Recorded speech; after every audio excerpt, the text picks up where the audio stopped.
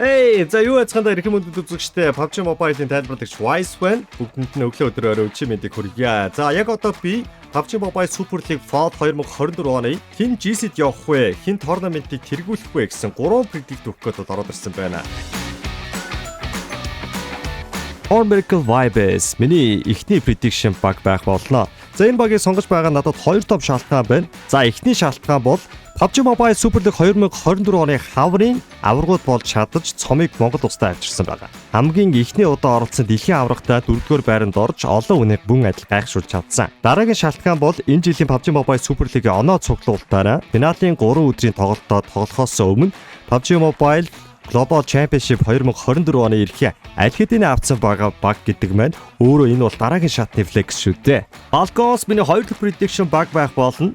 East гэж шинэ гишүүн исүүлж авсан. Багийн синержигээ барьж авахын тулд том асуудал гарч байгаа сенатор их зоригтой алах юмсэн. Энэ бол шинэ гишүүнээ in-game leader болгож тоглуулж байгаа зүйл юм а.